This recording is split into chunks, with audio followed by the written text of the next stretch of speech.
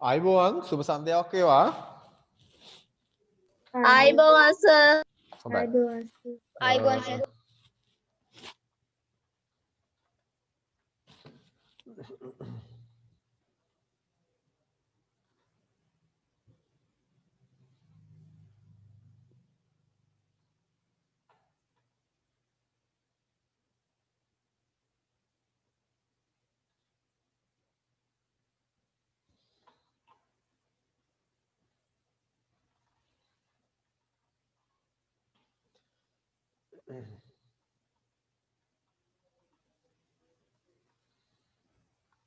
අපි දෙවෙනි පාඩමට අපි යන්නේ අද. මම අදහස් වෙන්නේ නැහැ පළවෙනි පාඩම සම්පූර්ණයෙන් අවසන් කියලා. නමුත් අපි සැලකිලි ප්‍රමාණයක් පළවෙනි පාඩම තුල සාකච්ඡා කළ නිසාම ඔයගොල්ලන්ට පැහැදිලිද මම කියන එක? ඔව් සර්. ඔව් සර්. හරි. එතකොට අපි මේ යනවා අපි දැන් කවි දෙකක් අවසන් කරලා තියෙන වෙලාවේ අපි තුන්වෙනි කවියට යනවා. තුන්වෙනි කවිය නේද අපි ඉන්නේ දැන්? ඔව් සර්. හරි. සර් එහෙනම් අඩුයි සර්. එහෙනම් අඩුයි.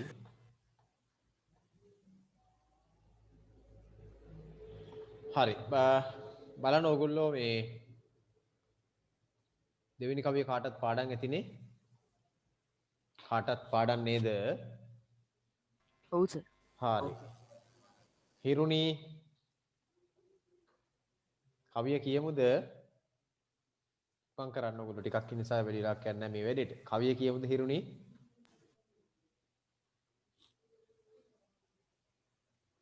හරි මං ඊළඟට ගන්නම්කෝ. රශ්මි හිරුණිගේ මේ කැම් එක නැද්ද? කියන්න හිරුණි කියන්න. කියන්න. කමන්න හිරුණි කියන්නකෝ. ඉක්මන් කරන්න.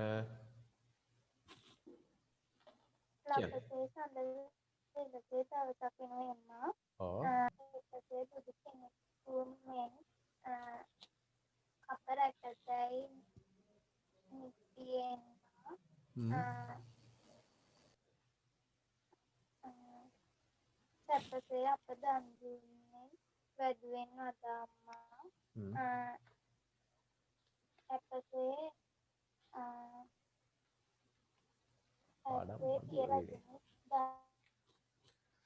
හරි පාඩම් මදි වගේ. නමුත් ඊට වඩා ඉක්මනට කියලා ඉවර කරගන්න පුළුවන්. එන්න විතර අපිට වෙලාව විතර ගන්න පුළුවන්. හරිද? ඊළඟට කියන්න බලන්න මේ රශ්මි පංකල කියන්න. රශ්මි මං කරන්න. එහෙනම් අඩුයි සර්. එහෙනම් අඩුයි.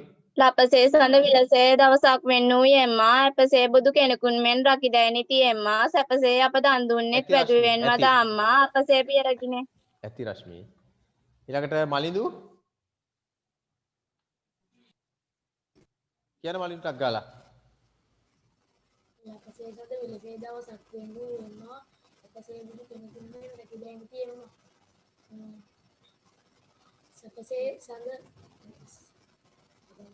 සැපසේ අප දන් දුන්නෙත් වැඩුවෙන් වද අම්මා අපසේ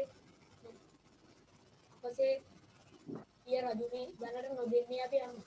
අනිත් පුතක් කියන බලන්න. ලපසේ සඳ විලසේ දවසක් වෙන් වූ එම්මා බුදු කෙනෙකුන් මෙන් රකිදැයි නිතියෙම්මා සැපසේ බුදු කෙනෙකුන්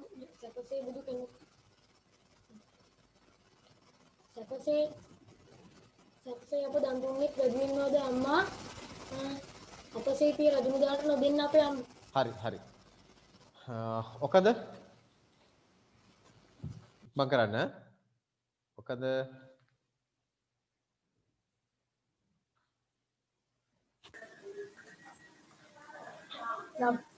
ලපසේ සඳ විලසේ දවසක් වෙන් වූ එම්මා එපසේ බුදු කෙනෙකුන් මෙන් රැකුදැයි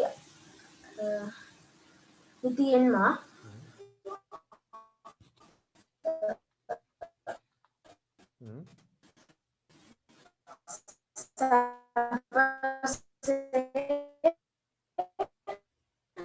හරි හරි මම හිතනවා ඔයා පාඩම් කරලා ඇති කියලා. හොඳයි ඔකද. හරි පුන්සදිනි කියන්න. හරි ඔකද? පුන්සදිනි කියන්න.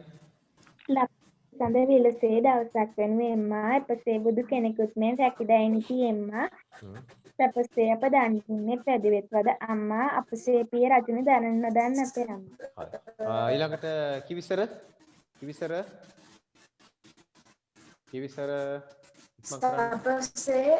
අපසේ සඳ විලසේ දවසක් වෙනුවෙන්මා එපසේ බුදු කෙනෙකුන් මෙන් රැකිදැයි නිතියෙම්මා සැපසේ අප සැපසේ අප දන් දුන්නේ පැදුවෙන් වද අම්මා අපසේ පිය රජුනි දැනට නොදෙන්නේ අපේ අම්මා.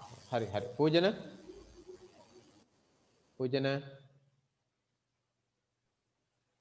ලපසේ සඳ විලසේ දවසක් වෙනුවෙන්මා ඔයා තව එකක් ඔන් කරන් ඉන්නේ. ඔයා කෙලින්ම මේ කැම් එක දිහා බලාගෙන කියනවා මට පේන පොත බලනවා කියලා එක. කැම් එක දිහා බලාගෙන පාඩම් නැද්ද ඔයාට? කැම් එක දිහා බලාගෙන. ඔයා තව එකක් දාලා තියෙන එකයි මේ ඒක ඔය ඇහෙන්නේ. දවසක් වෙනුවෙන්මා එපසේ බුදු කෙනෙකුන් මෙන් රැකිදැයි නිතියෙම්මා සැපසේ අප දන් දුන්නේ පැදුවෙන් වද අම්මා අපසේ පිය රජුනි දනන් නොදෙන්න අපේ අම්මා. හරි හරි. ඊළඟට පූජන හරි. නෙත්මි අමීෂා නෙත්මි ඉක්මන් කරන්න. තා දෙන්නෙක් ඉන්න තුන් දෙනෙක් ඉන්න. නෙත්මි ඉක්මන් කරන්න. සැපසේ සඳ විලසේ දවසක් මා සැපසේ අප දන් දුන්නේ පැදුවෙන් වද අම්මා අපසේ පිය රජුනි දනට නොදෙන්න. ඇති නෙත්මි ඔයා හරි ඇති නෙත්මි ඇති. ඔයා පාඩම් කරලා ඇති කියලා මම හිතනවා. මොකද ඔයා කැම් එක නම් පේන්නේ නැහැ මට. නමුත් ඔයා පාඩම් කරන විදිහ මට හිතෙනවා ඔයා පාඩම් කරලා ඇති කියලා. තරුල් ඉක්මන් කරන්න. ලපසේ සද විලසේ දවසක් වෙනුවෙන්ම එපසේ බුදු කෙනෙකුත් මෙන් රැකිදැයි නිතියෙන්ම සැපසේ අප දන් දුන් පිනෙන් වැදුවෙන් වද අම්මා අපසේ පිය රජුනි අප දනට දෙන්නේ අපේ අම්මා. මතකෙ නේද කිව්වේ? හරි. මම හිතන එහෙම කරන්න නැති කියලා. හරි. උෂාන් ඉක්මන් කරන්න උෂාන්. ලපසේ සඳ විලසේ දවසක් වෙනුවෙන් මෙම්මා එපසේ බුදු කෙනෙකුන් මෙන් රැකිදැයි නිතියෙම්මා. ඔයා කැම් එක නැද්ද? නැත. කියන්න. නැත. හරි කියන්න. ඔයා පාඩම් කරලා නේද කියන්නේ? ලපසේ සඳ විලසේ දවසක් වෙනුවෙන් මෙම්මා ඕත. ලපසේ සඳ විලසේ දවසක් වෙනුවෙන් මෙම්මා එපසේ බුදු කෙනෙකුන් මෙන් රැකිදැයි නිතියෙම්මා. සැපසේ අප දන් දුන්නේ වැදුවේ වද අම්මා. හරි. ඊළඟ අනුමි නේද? ඔව්. ඉක්මන් කරන්න.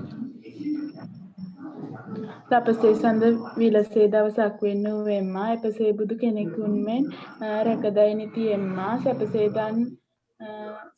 අප දන් දුන්නේන් වැදුවෙන් වද අම්මා අපසේ පිය රජුනි දනට නොදෙන්න. හරි අවසානයේ දමිදු ඉක්මන් කරන්න. දමිදු ලපසේ සඳ විලසේ දවසක් වෙනුවෙන්මා එපසේ බුදු කෙනෙකුන් මෙන් රැකිදැයි නිතියෙම්මා සැපසේ අප දන් දුන්නේ වැදුවෙන් වද අම්මා අපසේ පිය රජුනි ඔබට දනට නොදෙන්න අපේ අම්මා. පොඩ්ඩක් පටලැවුණ කමක් නැහැ. පාඩම් කරලා තියෙන හැම කෙනෙක්ම මේ විදිහට හැමදාම පාඩම් කරන්න ඕන. සමහරවිට මම හිතන්නේ හිටපු දෙන්නෙක් විතර ගිහිල්ලක් තියෙනවා. හරි කමක් නැහැ. ඊළඟට අපි මේ බලමු මේ ඒකේ ඒ කවියට අදාළව ගත්තොත් ඒ පාඩමේ අපි කතා කරේ තුන්වෙනි කවිය අපි බැලුවේ. එතකොට තුන්වෙනි කවියට අදාළව දැන් මම විශ්වාස කරනවා ඔයගොල්ලෝ මේ දෙවෙනි කවිය දෙවෙනි කවිය බැලුවේ. තුන්වෙනි කවියට අපි තියෙන්නේ නේද? දෙවෙනි කවිය බැලුවේ. අපි දෙවෙනි කවිය නේද කිව්වේ? නෑ තුන්වෙනි කවිය නේද? තුන්වෙනි කවිය කිව්වේ නේද? හරි. ඔයගොල්ලෝ කවි තුනම පාඩම් කරපුවා කවි තුන ලියන්න. ඊට අමතරව මෙන්න මේ අභ්‍යාසය කරන්න ඒ කවියෙත් අර මම මේ කිව්ව මේ වචන ටිකේ අර්ථය මෙතනින් අරගෙන මෙතන ලියන්නට ඕන. ඊළඟට ප්‍රශ්න 4 වෙනි කවිය ඊළඟ දවසේ පාඩම් කරගන්න. 4 වෙනි කවිය වෙන්නේ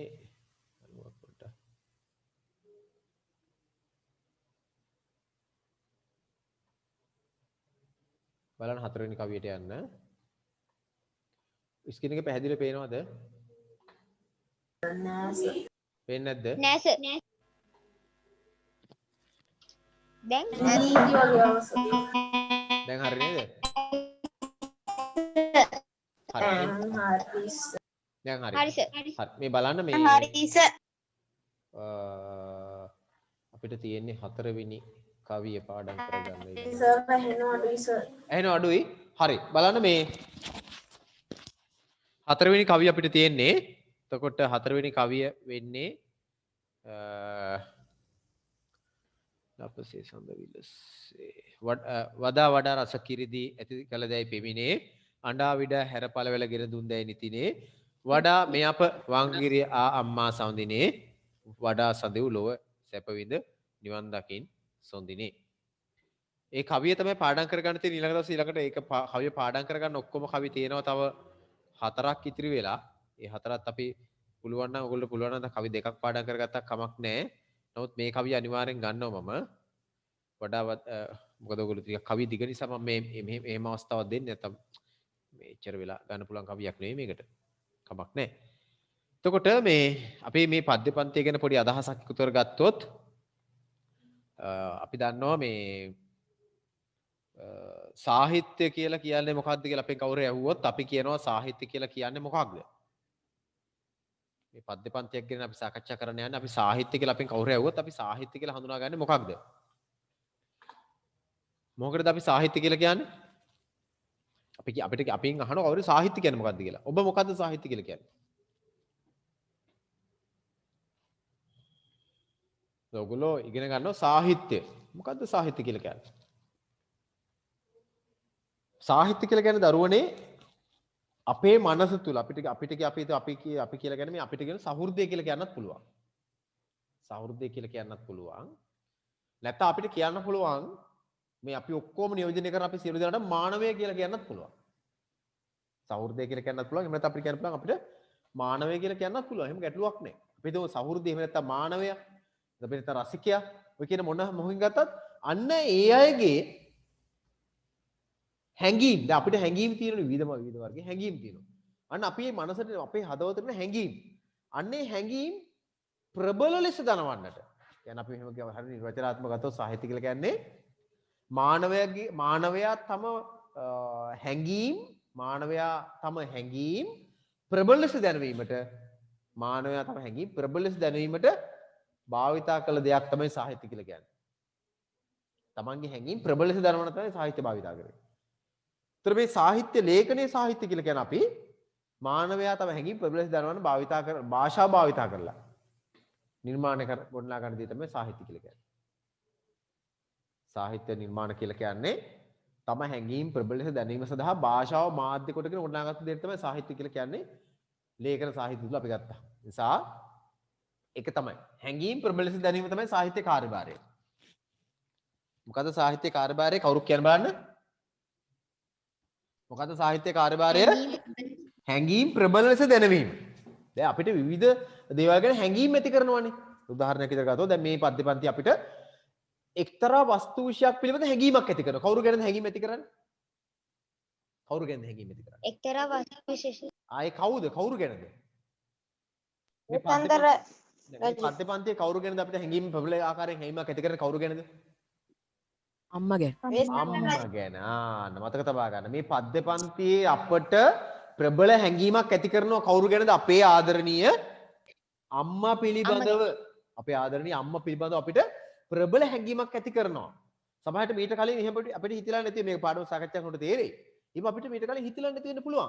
නමුත් අන්න සාහිත්‍යකරුවා මොකක්ද කරන්නේ? අපි නිකන් කියලා අම්මා මෙච්චර ආදරේ අච්චර ආදරේ එහෙම වචනින් කියනකට වඩා සාහිත්‍ය භාවිතා කරලා අන්න අපිට හැඟීම් ප්‍රබල සැදැනීමට තමයි මේ නිර්මාණය කරලා තියෙන්නේ. මේ කොටසෙන් උපුටලා අරගෙන තියෙන්නේ. නැත්නම් මේ කොටස උද්දෘත කරලා මේ පාඩම ඇතුළත් කරලා තියෙන්නේ. මව ගැන හැඟීම් ප්‍රබල ආකාරයෙන් දැනීම. මවගේ ආදරය ගැන, මව කරන කැපකිරීම ගැන, මව දරුවන් වෙනුවෙන් කරනු ලබන මෙහෙය පිළිබඳව විස්තර කරන ප්‍රමාණයෙන්. ඒ කියන්නේ අම්මාගේ කාර්යභාරය පිළිබඳව හැඟීම් ප්‍රබල ආකාරයෙන් අපේ මනසට කාවද්දන්න තමයි ඇති කරන තමයි මේ සාහිත්‍ය නිර්මාණය කරලා තියෙන්නේ. එතකොට ඔන්න දැන් මව ගැන අපි වෙනත් නිර්මාණයක් ගත්තොත් අපි උදාහරණයක් විදිහට ගත්තොත් වැස්ස පද්‍ය පන්ති ගැන වැස්ස ගැන නිර්මාණයක් කරනවා. ඒතර වැස්ස ගැන නිර්මාණයක් කරාම වැස්ස පිළිබඳව අපිට හැඟීම් ප්‍රබල ලෙස දනවන්න තමයි වැස්ස පිළිබඳව නිර්මාණයක් කරලා. ඒතර ඕගොල්ලෝ කතා කරලා ඕගොල්ලෝ දන නිර්මාණ ගත්තාම ඕගොල්ලෝ 8 වසර ඉගෙන ගත්තා රාත්‍රී කියන පද්‍ය පන්තියක්. ඒ රාත්‍රී කියන පද්‍ය පන්තිය නිර්මාණය කළේ ඇයි? රාත්‍රිය පිළිබඳ හැඟීම් ප්‍රබල ලෙස අපිට ඇති කරන්න. ප්‍රබල ලෙස දනවන්න අපේ මනසට. රාත්‍රී කරගෙන මෙන්න මෙහෙම එකක්. අපි එච්චර එහෙම හිතුවෙත් නෑ ඊට කලින්. නමුත් අපි ඒක පොඩි හැඟීමක් ඇති වුණා අපිට ඒ සම්බන්ධයෙන්. සමන් පිච්ච මල්ලේරු නිල් තනකොළ පිට්ටනියක් වගේ යහසන්න බලමු කොච්චර ලස්සනද රැයට. එච්චර අපිට එහෙම හිතුන්නේ නෑ. අපිට එච්චර දෙයක් හිතන්න අවස්ථාව ඇති කලේ මොකක්ද? සාහිත්‍ය. සාහිත්‍ය. ඒ බව ඔයගොල්ලෝ මතක ඇති තව 8 වසර ඉගෙන ගත්ත මට මතක විදිහට අර දැසේ නිල් පැහැ නේද? දැසේ නිල් පැහැ කියන පද්‍යපන්ති 8 වසර නේද ඔයගොල්ලෝ ඉගෙන ගත්තේ? මතකද එහෙම එකක්? 8 වසරද මේ වසරද කියලා මට මතක. නෑ සර් මේ අවුරුද්දේ හරි මේ අවුරුද්ද. අපි ඒක දෙන්න අහම් බලමු මේවා. අපි ගිය අවුරුද්දේ ඉගෙන ගත්ත තවත් පද්‍යපන්තිය මතක කරන්නටක් ගාලා.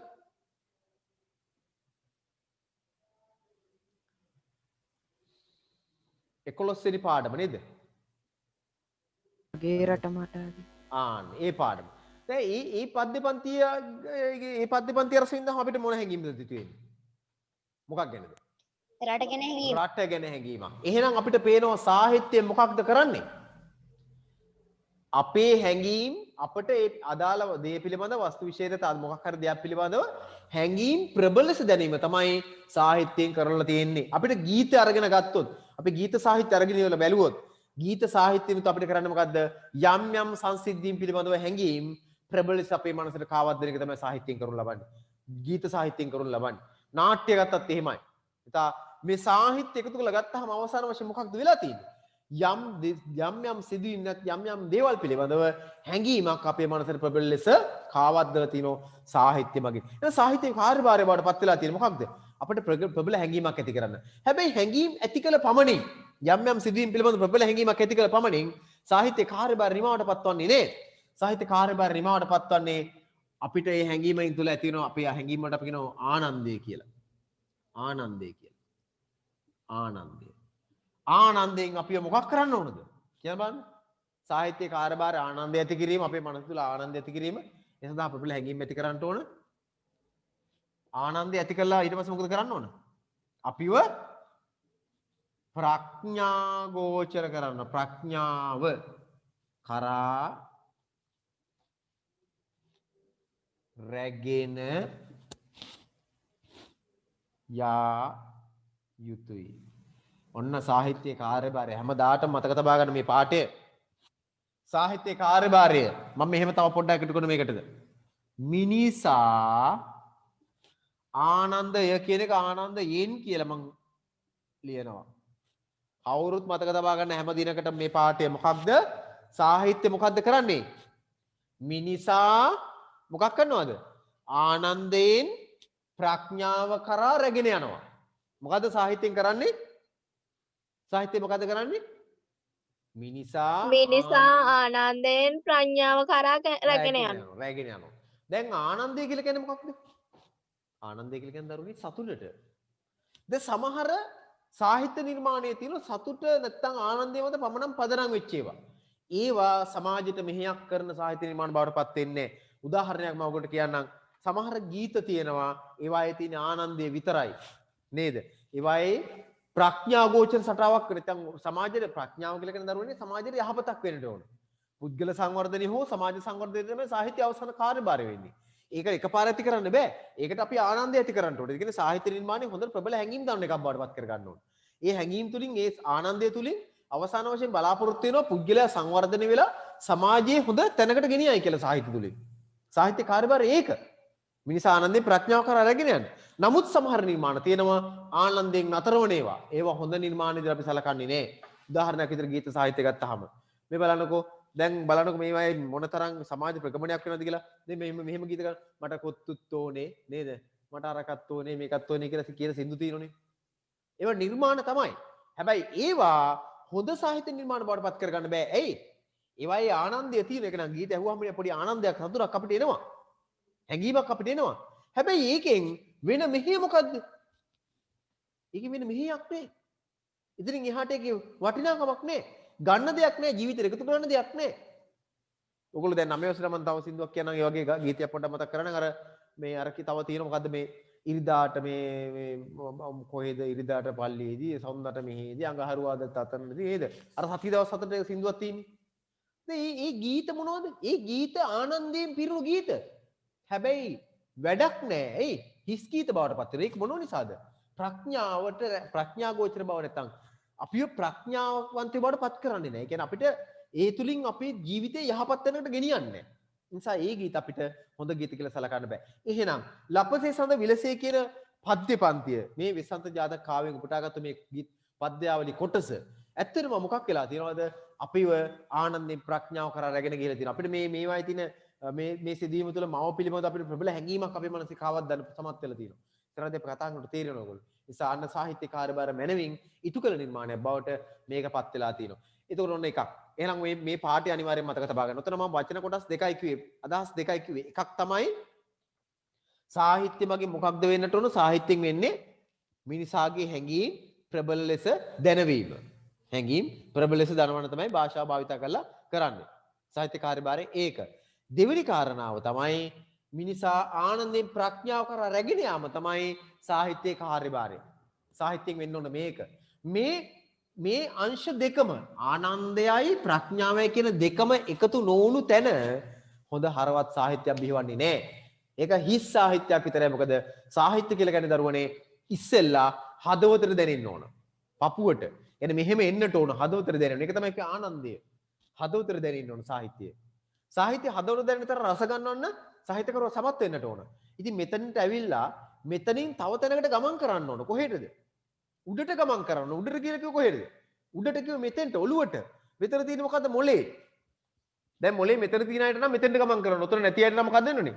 අර අනිත් තැනට ගමන් කරන්න කමක් නැහැ. අපි සාමාන්‍ය කියන්නේ මොලේ මෙතන තියෙනවා කියලා නේද? සමහරුන් වෙන තැන් වල තියෙනවා වගේ නිකන් වැඩ. එනම් මම කියන්නේ දැන් මෙතෙන්ට ඇවිල්ලා සාහිත්‍ය නිර්මාණයේ රසය මෙතෙන්ට ඇවිල්ලා හදවතට දැනිලා ආනන්දය ඇති කරලා ඊළඟට ඒක ගමන් කරන්න ඕන කොහෙටද? උඩට. මෙතෙන්ට ඔළුවට එන්න ඕන. පපුවට එනවා ඊට පස්සේ එතනින් උඩට යන්නට ඕන. ඒක තමයි සාහිත්‍ය කාර්යභාර වෙන්න ඕන. නමුත් සමහර සාහිත්‍ය නිර්මාණ වල තියෙන ප්‍රශ්නේ තමයි මොකක්ද? හදවතට නැත්තම් ආනන්දයට නැත්තම් පපුවට දැනෙනවා. එතනින් උඩට යන්නේ, ඒ කියන්නේ එතනින් මොළයට නැත්තම් අපේ මානසික වර්ධනයට එතනින් කිසිම මෙහෙයක් හිටවන්නේ නැහැ. යහපත් මෙහෙයක් හිටවන්නේ නැහැ. සාහිත්‍යනින් පපුවට දැල්ලා එතනින් අතර වෙන ගීත තියෙනවා. දැන් ඔය වෙස්ටර්න් මියුසික් කියවෙනත් අපි සංගීත රාත්‍රී වලදී බොහෝ වෙලාවට වෙන්නේ මොකක් වෙන එක විතරද? හදවතට ඩක් ගාලා ටිකක් දැනලා පොඩ්ඩක් නටලා එතනින් ඉච්චරින් එහාට දෙයක් ඉටුවන්නේ නැහැ. ඒක තමයි එතන වෙන්නේ. හරිද? හරි. එහෙනම් ඔන්න සාහිත්‍ය කාර්යභාර දෙකක් මම කිව්ව එකක් තමයි හැඟීම් ප්‍රබල ලෙස දැනවීම. දෙවෙනි කාර්යය තමයි මිනිසා ආනන්දයෙන් ප්‍රඥාව කරා රැගෙන යාම. ඊළඟට ගත්තොත් මම කැමති සාහිත්‍ය ප්‍රභේදය කීපයක් දක්වන්න. මේව අවශ්‍ය කරනවා ඔයගොල්ලන්ට. ඔයගොල්ලෝ ක්‍රියාවෘත්ති ඉගෙන ගත්තා. මතක් කරගන්න. සාහිත්‍ය ප්‍රභේද තුනක් තියෙනවා. මොනවද තියෙන ප්‍රභේද තුන?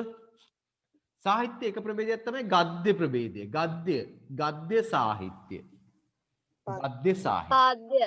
ඊළඟ එක තමයි පද්‍ය සාහිත්‍ය. ඊළඟ එක මොකද්ද? චම්පු සාහිත්‍ය.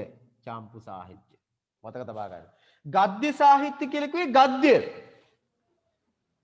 මොනවද ගද්‍ය සාහිත්‍ය? කෙටි කතා, නව කතා නේද? පුරාතන ගද්‍ය කියලා අපි ගන්න ওই සද්ධර්ම රත්නාවලි, සද්ධර්ම අලංකාරය, ජාතක කතා පොත ඒ ඔක්කොම ගද්‍ය සාහිත්‍ය. පද්‍ය සාහිත්‍ය කියලා කියන්නේ පැදි නේද? වෙස්සන්තර දාකව අපි කතා කර මේ වෙස්සන්තර ජාතකයේ කාව්‍ය ඊළඟට විසුදු දාකව කියලා ගන්න. ඒක ඊළඟට සඳකිඳුරු දාකව නේද? සැලෙනි සංදේශ කාව්‍ය ඔක්කොම එන්නේ මොකටද? පද්‍ය කොටසට. චම්පු කියලා කියන්නේ මිශ්‍රය කෙනෙක්. ඒ කියන්නේ මොනවද? නාට්‍ය වගේ උදාහරණයක් විදිහට ගත්තොත් එහෙම සිංහ බාහු මනමේ වගේ නාට්‍ය නේද?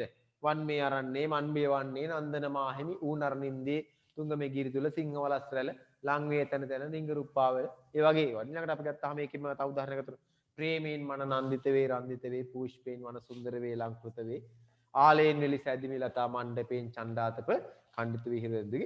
දැන් ඒකේ ගද්‍ය පද දෙකම තියෙනවා. මේ බලන්නකෝ. වහසිබස් නුදුරු වනචරය වහසිබස් නුදුරු වනචරය ගද්දෙන් කියන්නේ. හැබැයි ගද්‍ය විතරක් නෙවෙයි පද්‍ය ස්වභාවයකුත් තියෙනවා. පද්‍ය ස්වභාවයකුත් තියෙන නිසා අන්න ඒවට අපි කියන චම්පු නැත්තම් මිශ්‍ර කියලා. හරිද? හරි. එතකොට අපි ගත්තොත් එහෙම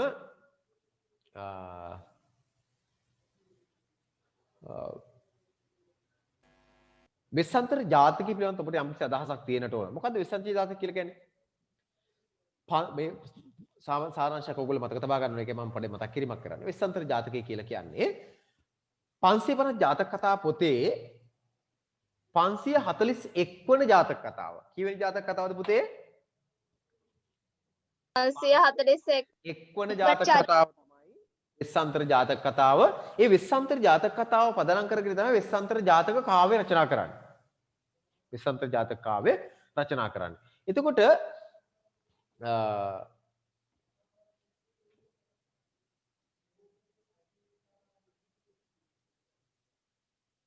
ආටද වෙස්සන්තර ඊවෙනි කතාවද සර්? 541 වන ජාතක කතාව. 547න් 541 වන ජාතක කතාව.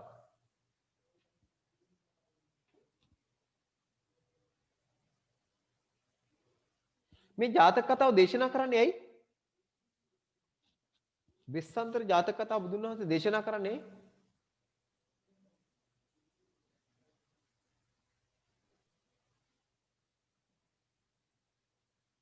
බුදුන් වහන්සේ නිග්‍රෝධාරාමේ වැඩ වාසය කළ කාලේ නිග්‍රෝධාරාමේ වැඩ වාසය කළ කාලේ දරුවනේ පොකුරු වැස්සක් වැස්සලු. පොකුරු වැස්සක්. මෙන්න මේ පොකුරු වැසි වැසීමට හේතුව කුමක්ද කියන එකට අදාළව තමයි විස්සන්තර ජාතකයේ දේශනා කළා කියලා කියන්නේ. විස්සන්තර. පොකුරු වැස්සක්, පොකුරු වැස්සක්. පොකුරු වැස්සක්. වැහි පොකුරක් වැටුණා කියලා කියන්නේ වැස්ස පොකුරක් විදිහට හැලුණා කියලා කියන්නේ. අන්නේ පොකුරු වැස්සක් ඇදහැලීමට හේතුව කුමක්ද කියලා දේශනා කරන්න තමයි වෙස්සන්තර ජාතකයේ දේශනා කළා කියලා කියන්නේ. විශේෂයෙන්ම කිඹුල්ලත්පුරේ ඥාතීන්ගේ මේ අදිමානය මානෙන් ඔයගොල්ලෝ මතකෙදිනේ වෙස්සන්තර මේ කිඹුල්ලත්පුරේ වැඩි ගමනේදී නේද? කිඹුල්ලත්පුරේ වැඩි ගමනේදී ඔයගොල්ලෝ දැක්කනේ මේ කිඹුල්ලත්පුරේ හිටියේ කවුද? බුදුන් වහන්සේගේ බුදුරජාණන් වහන්සේ කවුද හිටියේ? ඥාති හිටියේ නේද? තාත්තගේ පැත්තේ කට්ටිය හිටියේ ඔක්කොම. ශාක්‍යයෝ හිටියේ. ඕනි තාම මානෙන් ඉහළ කුල මානෙන් ගොඩාක් ඉහළින් හිටියේ. ඉතින් ඔය කට්ටිය කල්පනා කරා නේද? අපේ පුතෙක් නේද මේ අපේ පුතෙක් ඉන්නේ මෙයා දැන් රජකමෙත් නැහැ නේද? රජකමටපත් වෙන්නේ නැහැ නේද? අපි මෙයාට ගෞරව කරන්නේ මොකටද? මෙයා අපිට වඩා බාලයි නේද? ඔහොම කීයදා කල්පනා කරලා බුදුන් වහන්සේට වඳින්නේ නැතිව පැත්තකටලා හිටිය අදිමානේ. අන්නේ අර නොවැඳ හිටිය අය ඊළඟට ඒ කට්ටිය මොකද කරේ? තමන්ගේ දරුවන්ට කියලා වැන්දිව තමන් වැඩිමල් නිසා වැන්දේ නැහැ. බාල වැඩිමල් කතාවක් හදාගෙන වන්දන්න නැතුව හිටියා. තමන් වඳින්න නැති ඉතින් දරුවන්ට කියලා වැන්දුවා. අනේ මේ එහෙම ඉන්නකොට බුදුන් වහන්සේ මොකද කරේ? යමා මහ පෙළහැර පෑවා. මොකටද යමා මහ පෙළහැර පාන්නේ? බුදුරජාණන් වහන්සේ බුදු වෙලා කියලා පෙන්වන්න. නාන්න හරි.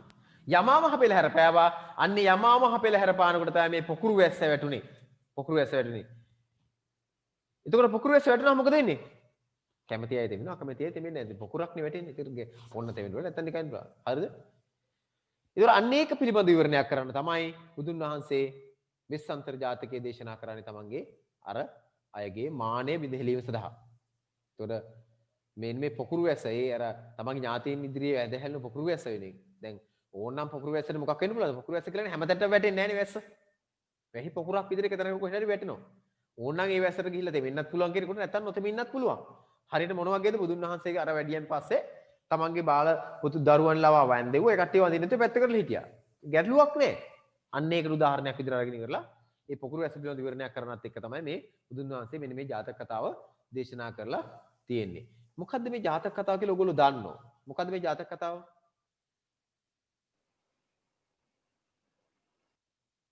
ඉන්දියාවේ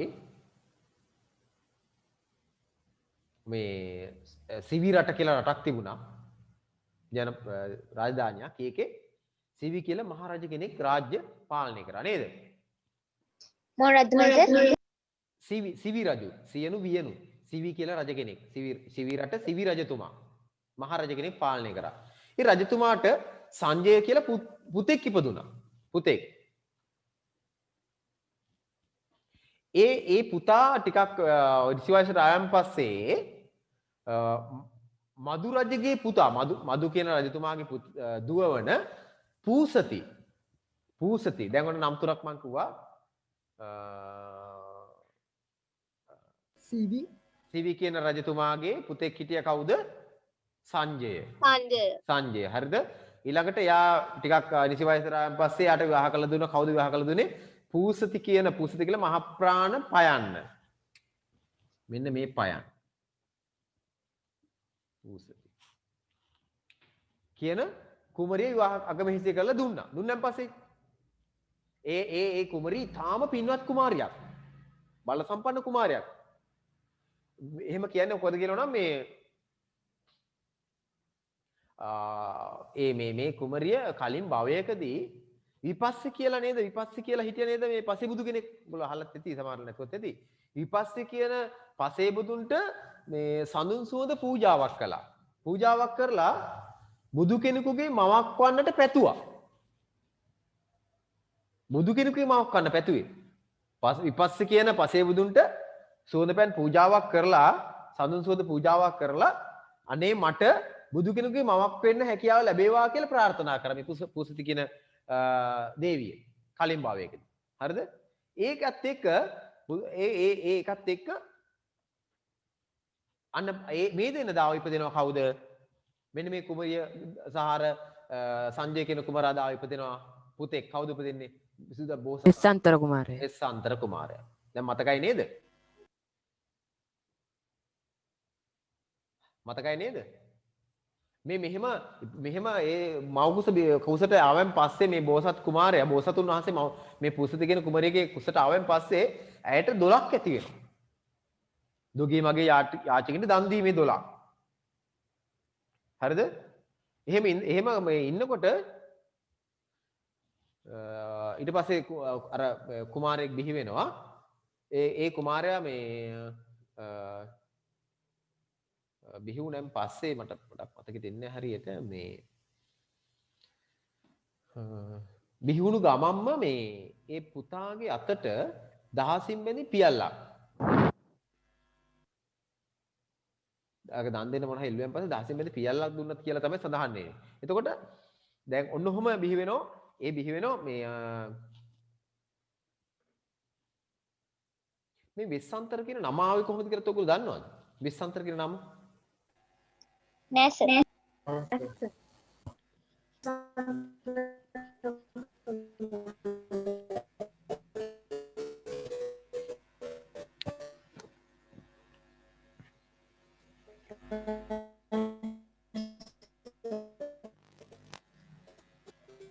ඔය ව්‍යාපාර කරන මාර්ගයක නැත්නම් වීතියක උපන් නිසා වෙස්සන්තර යන නාමය ලැබුණා කියලා තමයි සඳහන් වෙන්නේ. ව්‍යාපාර කරන වීතියක. ව්‍යාපාර වීතියක. වීතිය කියලා කියන්නේ මේ මාර්ගයක. ව්‍යාපාරයක් වැඩිපුර තියෙන මාර්ගය. වෙස්සන්තර කියන නමාව කියලා තමයි කියන්නේ. විශේෂයෙන්ම මේ අවුරුදු 8ේදී දන් දීමේ චේතනාව පහළ වෙලා තියෙනවා කියලා කියන්නේ. වෙස්සන්තර රජතුමාට. වෙස්සන්තර කුමාරයාට අවුරුදු 8ේදී. එතකොට මේ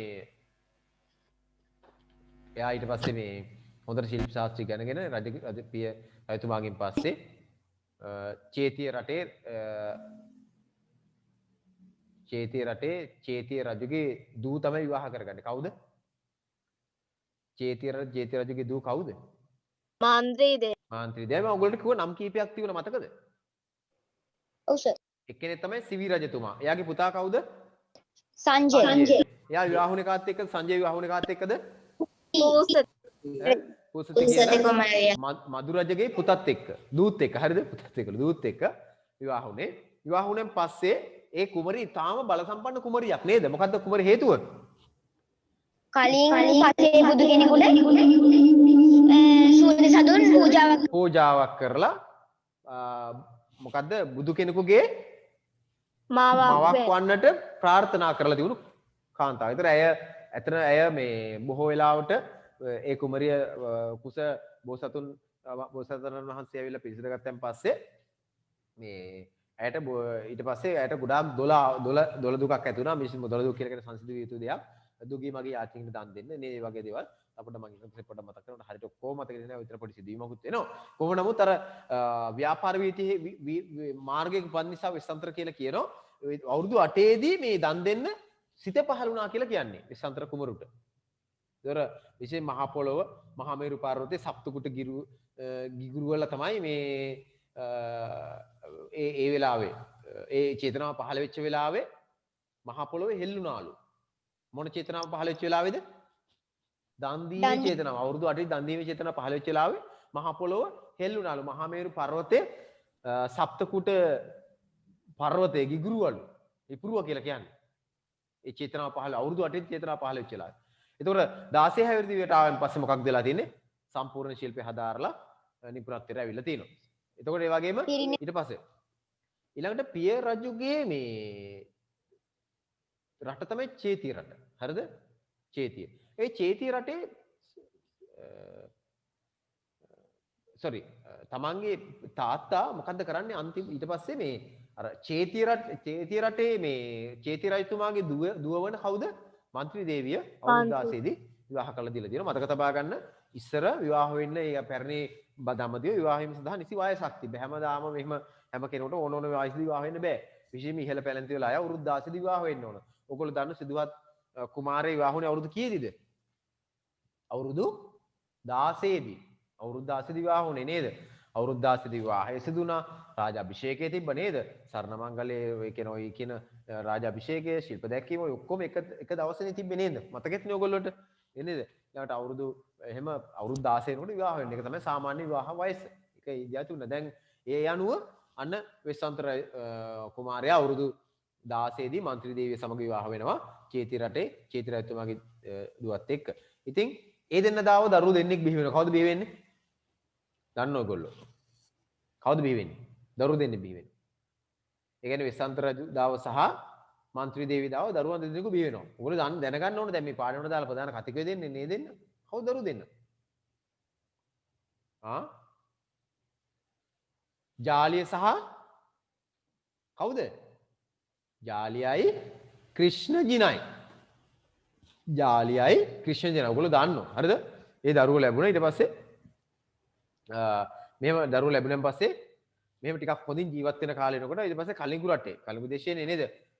වර්ෂාව නැතුව මහා දුර්භික්ෂයක් පටන් ගත්තා. වර්ෂාව නැතිලා මහා දුර්භික්ෂයක් පටන් ගත්තා. දුර්භික්ෂයක් කියලා කියන්නේ මොකද්ද? දුර්භික්ෂයක් කියලා කියන්නේ මොකද්ද? නියඟය විතරක් නෙවෙයි දුර්භික්ෂයේදී නේද? ආහාර හිඟයක්. ආහාර හිඟයක්. හරිද? එතකොට ඒ ආහාර හිඟයක් ඇතිලා ජීවත් වෙන්න ක්‍රමයක් නැතිලා හොරකම වැඩි වුණා. හොරකම වැඩි වුණා. තමන්ගේ රටේ හොරකම වැඩි වුණා. හොරකම වැඩි වුණාම රටේ ජනතාව දැන් දලේ තීරාගේ දන්නේ ටික හොරකම් කරලා රටේ ජනතාව ඇවිල්ලා රජවිදුලට ඇවිල්ලා ഘോഷා කරන්න පටන් ගත්තා. මට මෙහෙම හරි ප්‍රශ්නයක් මේක විසඳන්න කියලා. තමයි කාර්යභාරනේ සොරකම වැඩපවත්වන රටේ යහපතින් නිවෙහෙන් ජීවත් වෙන රටාවක් හදන එක. ඉතින් එහෙම වුණාට ඊට පස්සේ මොකද කරන්නේ? වෙස්සන්තර රජතුමා මොකද කරන්නේ? ඒ හොරගම් කර ධනය ආපහු දෙනවා. දන් දෙනවා. දන් දෙනවා. තව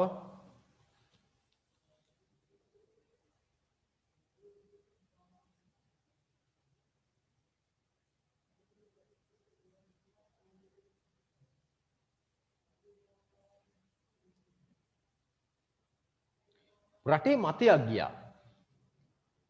රටේ එක්තරා මතයක් ගියා. මතය තමයි වෙස්සන්තර රජතුමාගේ අශ්වය මේ ඇතා කවුද? දන්න කෙනෙක් කියන්නේ? වෙස්සන්තර රජතුමාගේ ඇතා කවුද? පණ්ඩර. මොකද්ද? පණ්ඩර කියන සුදු ඇතා. සුදු ඇතා අපි කියන දවල හස්තියා. පණ්ඩර කියන දවල හස්තියා මණ්ඩරගේ දවල හස්තියා ගෙනාවොත් වෙන රාජධානියක වෙන දෙයක් ගෙනාවොත් මේ වැසි වහී කියලා මතයක් ගියා දුර්භික්ෂ නැති වෙයි කියලා කිව්වා. ඊට පස්සේ මොකද කරේ? බමුණු 8 දෙනෙක් ඇතාව ඉල්ලගෙන එන්න සිවි රටට ගියා. හරිද? ගියන් පස්සේ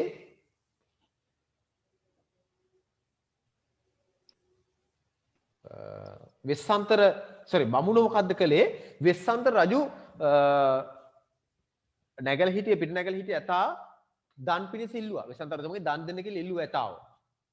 දන් දෙන්න කියලා ඉල්ලුවා බමුණු. ඉල්ලුවෙන් පස්සේ ඒ ඇතා වටිනා ආභරණ වලින් සරසලා මැණික් පළඳවලා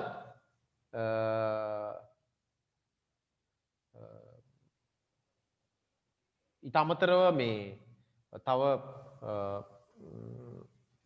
ඇත් වෙදුන් ඒ වගේම තව 500ක් විතර කුල පිරිසකුත් එක්ක කන් කෙන්ඩියක් කෙන්ඩියක් අරන් අතේ පැන්වක් කරලා ඉවරලා මේ ඇතාව දන් දෙනවා. දන් දීලා ඔන්න බලන්න යාගේ පළවෙනි දන් දීම මොකද්ද පළවෙනි දන් දීම යාගේ? කියන්නකො මොකද පළවෙනි දන් දීම කියලා? තමාගේ මගුල් හස්තිය දන් දීම. මගුල් හස්තියව දන් දෙනවා. පණ්ඩර කියන සුදේතාව දන් දෙනවා.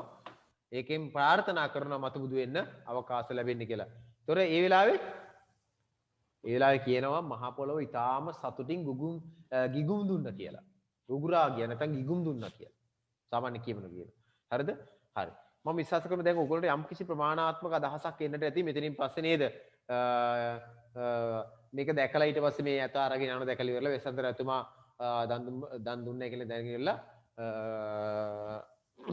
මේ ඒ ඇත දන් දුන්නේ කියලා දැනගෙන ඉවරලා රටේ ජනතාව ഘോഷා කරන්න පටන් ගන්නවා. විරුද්ධව කටයුතු කරන්න පටන් ගන්නවා. විරුද්ධව පළ කරනවා. ඉතින් වෙසන්තර ඇතුමා මොකද කරන්නේ? රටෙන් පිටමං කරනවා. ඊට පස්සේ රාජතුමාට කියන වගකීම් පර්වතයට යන්න කියලා ගිහලා ඊට අමතරව තව පොඩි කොටසක් තියෙනවා. රජතුමා පණිවිඩයක් කියවනවා මෙයාට කන්නා කියන ඇමතිගේ අතේ මේ රජතුමාට යන්න කියලා. මේ සම්ම කොහෙට යන්න කියන්නේ? වගකීමට යන්න කියලා. හරිද? හරි. මම ඔතනින් දැන්ට නවත්තන තව පොඩි විස්තරයක් තියෙනවා. දැන් ওই තව විස්තරේ ගොඩාක් දිගට තියෙනවා. මම ඉතින් දැන් නවත්තනවා. මම ඊළඟට තව විස්තර පොඩ්ඩක් කියන්නම්. දැනට සාමාන්‍ය අවබෝධ තියාගන්න පුළුවන් වුණොත් මම ඉස්සරහදී මේක තව පොඩ්ඩක් මේ පින් ටිකක් අරගෙන ඉන්න ලොකට දෙන්න උත්සාහ කරන්නම් මේ කතාව මම ලියලා ඉවර වෙලා සාරාංශයක් ලියලා. දැන් ටික මතක තබා. ඊට පස්සේ තමයි ওই සිදුවීම් ජාලය සිදු වෙන්නේ. තව ගොඩක් නම් ටිකක් තියෙනවා. අපි ඒ ඉස්සරහදී බලාගමු. දැන්ට ওই ටික පොඩ්ඩක් මතක තබා ගන්න. මොකද වෙලාව අපරාධي තවදුරටත් ඕක සාකච්ඡා කරනවා. මම ජාතක කතාවේ ප්‍රවේශයක් අරගෙන දුන්නේ ඔයගොල්ලන්ට පොඩ්ඩක් බලා ගන්න පහසු වෙන්නේ. හරිද? හරි. අපි යමු පද්‍ය පන්ති ඉක්මන් කරලා පද්‍ය පන්ති අදහස් ටිකට පොඩි අදහසක් එකතු කරගෙන ඉවරලා පද්‍ය පන්තියේ තියෙන ප්‍රශ්න ටිකකට පොඩි අදහසක් පද්‍ය පන්තියේ තියෙන කවිවල තේරුම් ටික මම දීලා තියෙන හැම කවියෙම. හරි. මෙහෙම කරන්නකෝ. ඊටාම ඉක්මනින් ඔයගොල්ලෝ කවි ටික පොඩ්ඩක් තේරුම් ටික බලා ගන්න මගේ අර නිබන්ධනය අරගෙන මම විනාඩියක් දෙන්න. දල අදහසක් මාතෘකාවක් වගේ අදහසක් එකතු කරගන්න තියෙනවා. කවි ටිකේ තේරුම් විතරක් අරගන්න ඉක්මන් කරලා.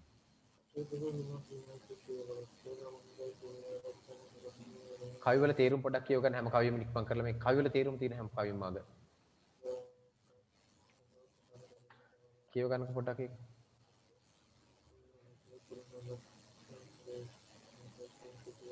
සර් ඇහෙනවා මදි සර්. ඇහෙනවා මදි.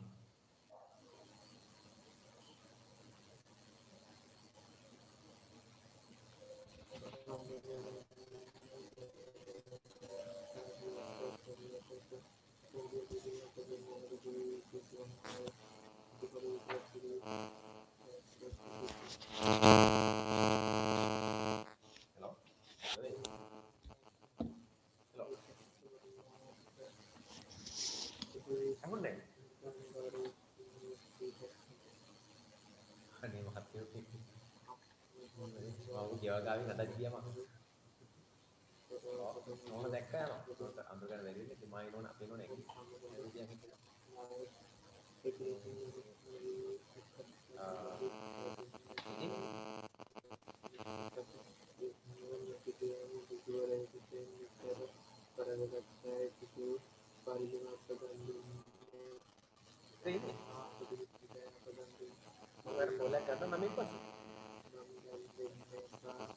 kapan aja? Halo? Halo? Kelas ini. Nama pas kata nggak apa?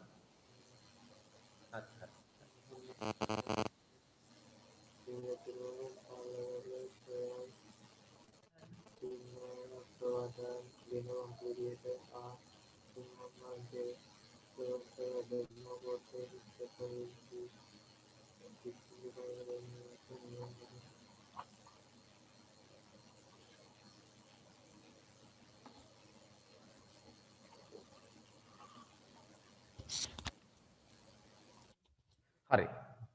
අපි මේ බලමු මේ පාඩමේ තියෙන කවි ටික පොඩ්ඩක් බලලා ඉවරලා අපි මෙන්න මේක පාඩම් කරගන්න හැම කෙනෙක්ම මේ තියෙන්නේ මම ඉස්සෙල්ලා කිව්වේ සාහිත්‍ය කියන භාෂා මාධ්‍ය කොටගෙන හැඟීම් ප්‍රබලා කරන දැන නිසා මානවය ගොඩනගත් එකක්. ඒකේ තියෙනවා ගද්ද චම්ප කියන කොටස නේද? ඒ ටික තියෙනවා පද්‍ය කියන්නේ මොනවද කියලා මේකේ තියෙනවා. ඒ අදාළ ටික ඉතුරු ගන්න ඕගොල්ලෝ. හරිද? කතා කරා මම ඒ ටික. ඊට පස්සේ මේ කවි ටික ගත්තොත් එහෙම කවිවල කවි ටිකේ පළවෙනි කවිය අදහස සාරාංශ කර ගැනීම හැකියාව ඔයගොල්ලන්ට තියෙනවා. මම කවිය අර්ථය දීලා තියෙන නිසා මේ උඩ. කවිය අර්ථය මම ඔයගොල්ලන්ට දීලා තියෙන්නේ. පේනව නේද මේ ස්ක්‍රීන් එක? ඔව් සර්. හරි. ඔව් සර්. පළවෙනි කවිය අදහස මම ඔයගොල්ලන්ට දීලා තියෙනවා. මේ කියවගත්තා ඔයගොල්ලන්ට තේරෙනවා මොකක්ද ඒක කියලා කියන්නේ. මේ කොච්චර ධනයක් දීලා තියෙනවද කොච්චර දන් දීලා තියෙද කියලා තමයි පළවෙනි කවියෙන් අදහසෙත් ඉදිරිපත් කරලා තියෙන්නේ. ඒතර ඒ අනුව ගත්තාම ඔකට මේ තේරුමත් එක්ක ගත්තාම මේ තේරුම් පොඩ්ඩක් හරියට බලාගත්තන් පස්සේ කවියත් එක්ක සංසන්දනය කරලා ඔයගොල්ලන්ට අදාළ කවියේ අර්ථය හොඳින් අවබෝධ කර ගැනීමේ හැකියාව තියෙනවා. මේ පොතේ නැති අර්ථය මම ඔයගොල්ලන්ට එකතු කරේ ඒක නිසා ඔයගොල්ලෝ ඒ අර්ථය හොඳින් බලාගත්තන් පස්සේ අපිට පුළුවන් මේකේ තේරුම මේ සමස්ත පද්‍ය පන්ති පිළිබඳ විවරණයක් ඊළඟ දවසේ කරනවා. විස්තර කිරීමක් කරනවා සමස්තයක් විදිහට අරගෙන ජාතක කතාවත් එක්ක සංසන්දනය කරලා. හරිද? ඒක නිසා දැනට විතරක් මේ ටික මතක තබා ගන්න. මෙන්න මේ හැම කවියකම අග තියෙනවා තේරුම දලා සාමාන්‍ය අර්ථය. ඒ අර්ථේ හැම කවියකම ඔයගොල්ලෝ බලා ගන්නට ඕන. බලාගත්තා ඔයගොල්ලන්ට තේරෙනවා මේකේ එහෙම ලොකු අමාරු බරපතල දෙයක් නැහැ. මේකේ තියෙන තාම සරල අදහසක් තියෙන්නේ. මේ දන් දුන්නු ආකාරය කියන්නේ මවගේ ಗುಣ කතනයක් තමයි මේ හැම වෙලාවෙම කරන්නේ. දැන් අපේ අම්මා පළවෙනි එකකින් කියන්නේ අපේ අම්මා ඔයා ඔබ වහන්සේට බාරයි. ඔබට බාර දෙනවා. ඔක අපි දැන් මේ දරුවෝ දෙන්න දන් දෙනවනේ. මෙතෙන් නිකන් මට අර ජාතක කතාව කියනවා නම් හරි. නමුත් මම මේ දැන්ට මේ වෙලාව පදින් සමන් කරන්නේ නැත්තේ වෙන්නේ. එතකොට දැන් මේ රජතුමා හැමෝම දන් දීලා තියෙනවා. දැන් අපිත් දන් දීලා තියෙන්නේ. ඒක ගැන කිසිම දරුවන්ට එහෙම අපහැදිලිතාවයක් නැහැ. මොකද පී රජතුමාගේ ස්වභාවයනේ. නමුත් එහෙම දන් දුන්නෙන් පස්සේ කියනවා හැබැයි අපි දන් දුන්නට මේ මගේ අම්මා ඔයගොල්ලන්ට ඔයාට බාර දීලා යන්නේ නැත්නම් පී රජතුමාට බාර දීලා යන්නේ කියලා. ඊළඟට දෙවෙනි කවිය ගත්තොත් එහෙනම් අපිට දලා අදහස ගත්තොත් ඊට දරුවන්ට හොඳ අත්දැකීමක් තියෙන මේ ආදාත හිතේ හිමේ කියලා කියන්නේ මේ හිමාලයට ආපු දවස් ඉඳලා නැත්නම් මෙහෙට ආපු දවස් ඉඳලාම අම්මා කරපු කාර්යභාරය. හරිද? අම්මා ඔබතුමා වෙනුවෙන් අම්මා ඔබ වහන්සේ වෙනුවෙන් අම්මා කරපු කාර්යභාරය පිළිබඳ විවරණයක් තමයි මේ දෙවෙනි කවියෙන් විස්තර කරලා තියෙන්නේ. මේකේ රසාස්වාදයක් මම ඉස්සරහදී කරනවා ඔයගොල්ලන්ට. හරිද? මම මේ දැනට මේ ප්‍රශ්න ටිකකට අදාළ කරගන්න ඕන නිසා උඩින් කතා කරගෙන යන්නේ. ඊළඟට අම්මාගේ ස්වභාවය මේ තියෙන ලපසේ සඳ විලසේ දවසක් වෙන්නේ එම්මා. කියන්නේ ලපේ සඳ වගේ වෙන් වෙලා හිටියේ නෑ. ඉපස්සේ බුදු කෙනෙකුන් මෙන් රැකිදැයි නිතියෙන් මේ ඉපස්සේ බුදු කෙනෙක් කියලා කියන්නේ. මොකද්ද මේ ඉපස්සේ බුදු කෙනෙකුන් කියලා කියන්නේ?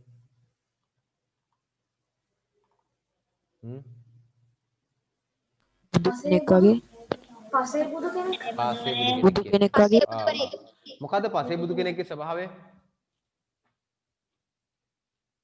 Taman බුදු වෙලයි කියලා ප්‍රකාශ කරන්නේ නැහැ. කවුරුවත් දන්නේ නැහැ බුදු කෙනෙක් කියලා. Taman කවුරුවත්ම දන්නේ නැහැ බුදු කෙනෙක් කියලා. බුදු වෙලා පිරිනවන් පානෝ පසේ බුදු කෙනෙක්ගේ ස්වභාවය කවුරුවත් ඒ පිළිබඳ දන්නේ නැහැ. හරිද? ඊළඟට මේ කවියෙන් මොකද්ද අදහස් කරලා තියෙන්නේ? මේ කවියෙන් මවගේ දැන් මේ හැම කවියකටම හැම කවියකින්ම උත්සාහ කරලා තියෙන්නේ මොකද්ද? මවට වටිනාකමක් එකතු කරන්න. මවට වටිනාකමක් එකතු කරලා මෙතනත් එහෙමයි කියන්නේ. වඩා වඩා රස කිරිදී ඇති කළ දැයි පෙමිනි. දැන් අපි මේ දරුවෝ සහ මේ තමන්ගේ නැත්නම් විසන්ත රජතුමා ඇතුළු මේ කවුරුත් පෝෂණය කිරීම සඳහා කළ කාර්යභාරය මවගේ කාර්යභාරය. හරිද? පිළිවෙල විවරණයක් මේ කරන්නේ. ඊළඟට ගත්තොත් මේ කවියට ගියොත් එහෙම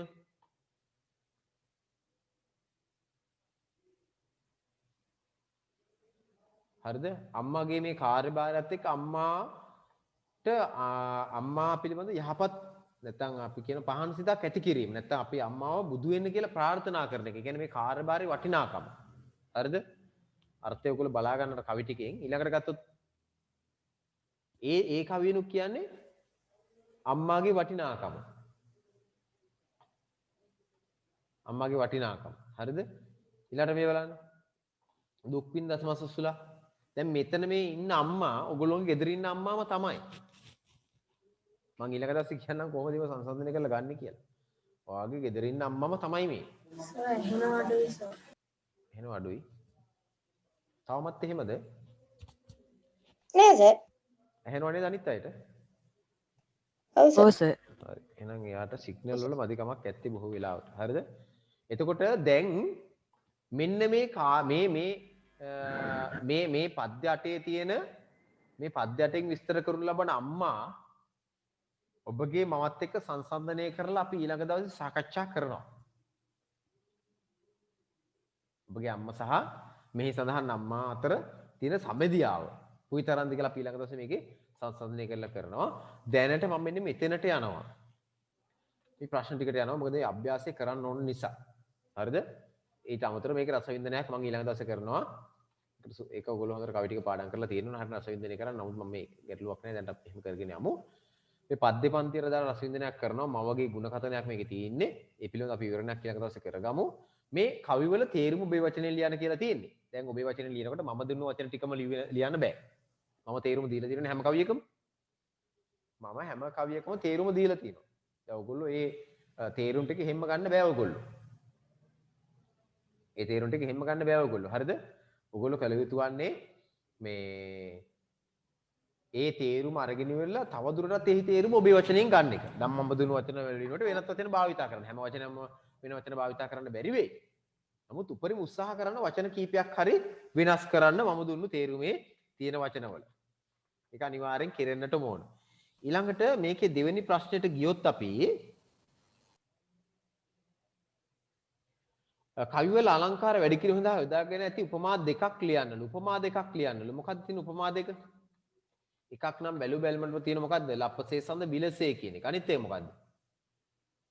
අනෙක් එක මොකද්ද? තුරු පිරිවර පුන් සඳ මෙන් තුරු පිරිවර පුන් සඳ මෙන් වනමැද උන්නෙම්ම. එන්න මේ උපමා දෙක අරගෙන තියෙනවා මේ පද්‍යපන්තිය රසවත් කිරීම සඳහා. හරිද? ඊළඟට අපි යන තුන්වෙනි. මව දරුවන් පෝෂණය කරනගත් වෙහෙස දැක්වෙන කවි පද උපුටා දක්වන්නලු. කවි පද උපුටා දක්වන්න තියෙන්නේ. හරිද? හොඳට මතක තබා ගන්න. මෙතන කවි පද ගොඩක් තියෙනවා. කවි පද සම්පූර්ණ කවියමද? නෑ මේක සම්පූර්ණ කවිය ලියන කියලා නෙවෙයි තියෙන්නේ දරුවනේ. කවි පද උපුටා දක්වන්න තියෙනවා. මම කියන්නම් කීපයක් මේ බලන්න. වඩා වඩා මේකත් තියෙන බලන්න කොතන තියෙන්නේ මේක.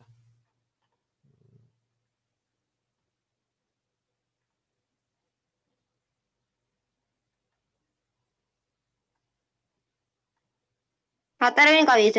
හතරවෙනි කවිය. මේ තියෙන්නේ වඩා වඩා රස කිරිදී ඇති කළ දැයි පෙමිනේ. ඔන්න එකක්. තව එකක් කියන්න. ඒකෙම තියෙනවා අඬා විඩා හැර පළවැල ගෙන දුන් දැයි නිතිනේ. ඒකත් ගන්න පුළුවන්. පදනේ ලියන්න කියලා තියෙන්නේ. ඊළඟට තව නොතර දෙකක් තියෙනවා. තව කොහෙද තියෙන්නේ? රසක දොඩම්ම දීපයක් කැලයි අපේ අම්මා. ඔය එක ගන්නත් පුළුවන්. අපි අතෙන්ට එමු. ඊළඟට බලන්න. ඇයි මේක ගන්න බැරිද? මේ බලන්නකෝ. දුක් විඳ දසම සුසුලා වෙද්දයි අපේ අම්මා. කොයිතරම් අමාරුවෙන්ද පෝෂණය කරලා තියෙන්නේ. දුක් විඳ දසම සුසුලා. ඊළඟට ඒකෙම තියෙන අඳුන් තෙලෙන නිසරසා ඇති කළ දෙය අම්මා. ඒකේ තියෙන එකම තමයි පෝෂණය කරන්න කල උත්සාහය. රස පැලවැල නිලාදිදී ආරක්ෂා කළ අම්මා. දැන් මේ කොටස ලියන්න. පස්වෙනි කවියේ පළවෙනි පදය. පස්වෙනි කවියේ පළවෙනි පදය. පහ. මේක හරි. පෙම්මා සුරතල් කියන දෙතනේ කිරි බොම්මා කියන එක. හරිද? හරි. ඒ වගේ දරුවා පෝෂණයගත් වෙහෙස පිළිබඳ කියන වෙහෙස මහන්සිය පිළිබඳව. මහන්සිය පිළිබඳ කියවෙන කවියක්. පෝෂණය කරන්න. පෝෂණය කරනවා කියලා කියන්නේ මේ බිහිවුණෙන් පස්සේ කන්න බොන දෙන එක විතරක් නෙවෙයි. මව්කුස තුල ඉන්න කාලේ ඉඳලම මේ පෝෂණය අවශ්‍ය කරන මේ පිළිබඳ විවරණය කරන තැන තමයි මේක මේ කියන්න කියලා කියන්නේ. ඊළඟට ගත්තොත් එහෙම ඊළඟ ප්‍රශ්නේ තමයි අම්මා වෙනුවෙන් මොකක්ද?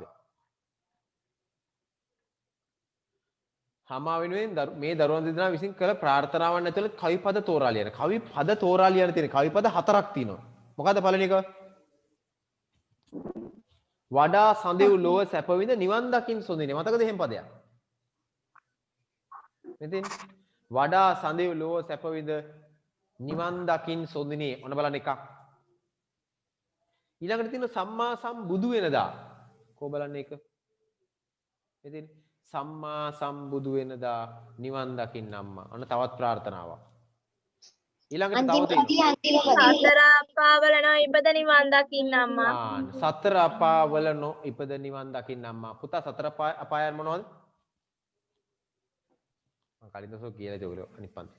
සතර පාය නම් කරන්න ඉක්මන් කරලා. කවුරු ගිහින් ආපු කෙනෙක් ඉන්නවද නෑනේ? අහා ගිහින් ආවා.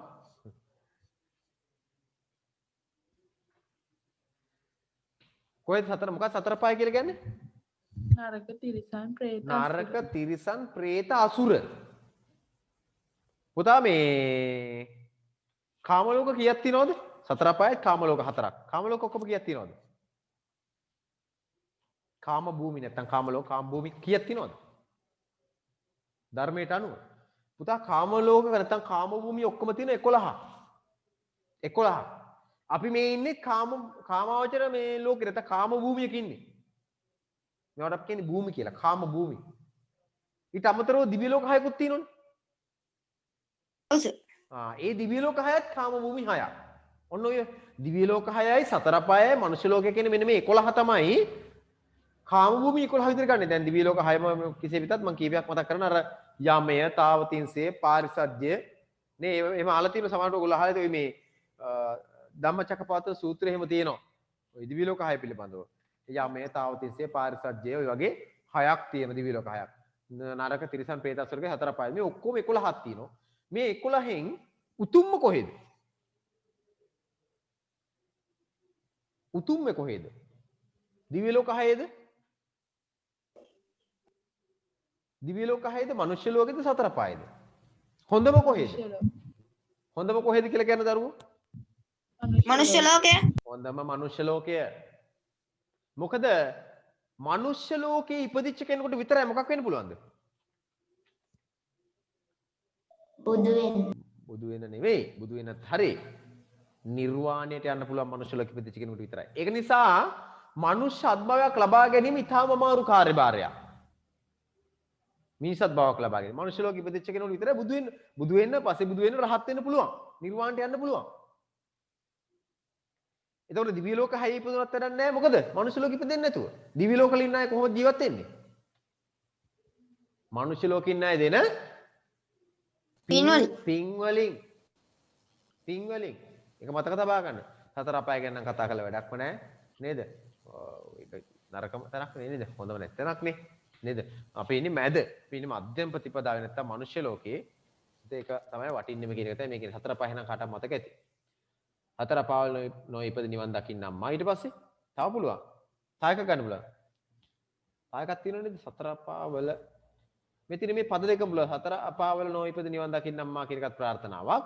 සතර අපායේ නොවැටි නිවන් දකින්න අම්මා කියන එකම අදහස තමයි එතන තියෙන්නේ ප්‍රාර්ථනාවක්. ඊළඟ ප්‍රශ්නට යන්න ඉක්මන් කරලා මේ පද්‍යපන්ති මේ ඔබගේ අදහස කිටියෙන් ලියන්නලු. මොනවද තියෙන අදහස? මොනවද මේ පද්‍යපන්ති ගැන ඔබට තියෙන අදහස? මොනවගේ අදහසද ඔබට මේ පද්‍යපන්ති පිළිබඳව තියෙන්නේ? මුකුත් අදහසක් නැද්ද? මං එන අදහස් කීපයක් එකතු කරන්නම් ඒ අනුව ඔයගොල්ලෝ අදහස් ටික එකතු කරගන්නකෝ. මේ පද්‍යපන්ති ගත්තාම දරුවන් මවකට ඇති බැඳීම පිළිබඳ විවරණය කරන පද්‍යපන්තියක්. එකඟද? එකඟද මාත් එක්ක? දරුවන් මවකට දක්වන්නා වූ සෙනෙහ සාධනත බැඳීම් පිළිබඳ විවරණය කරන පද්‍යපන්තියක්. කවුරුත් එකඟයි නේද? එකඟයි. ඊළඟට මේ ජනකවි ලක්ෂණ සහිත පද්‍යපන්තියක්. මොකක්ද ජනකවි ලක්ෂණ සහිත ප්‍රධාන ජනකවි වල විවිධ ලක්ෂණ තියෙනවා. මේකේ මම කියන ජනකවි ලක්ෂණ සහිත පද්‍යපන්තියක් කියලා. ජනකාව්‍ය ආభాසය ලබාගත් එක. ජනකවියේ ප්‍රධාන ලක්ෂණයක් තමයි දරුවනේ පුනරුක්ත භාවිතා කිරීම. ඒ කියන්නේ එකම වචනය එකම අදහස නැවත නැවත භාවිතා කරන එක. පුනරුක්ත භාවිතා කිරීම. ජනකාව්‍ය ලක්ෂණ වලින් යුක්ත පද්‍යපන්තියක් මේ පද්‍යපන්තිය. දැන් මම කිව්වා මවට දරුවන් මවකට දක්වන්නා වූ බැඳීම් පිළිබඳ විවරණය කරන පද්‍යපන්තියක්. ජනකාවේ ලක්ෂණ අන්තර්ගත වෙලා නැත්නම් අඩංගු වෙලා තියෙන පද්‍යපන්තියක්. ඊට අමතරව කතා කරන භාෂාවෙන් රචනා කරලා තියෙන පද්‍යපන්තියක්. පද්‍යපන්තිය කියන අදහස දක්වන්න තියෙන්නේ.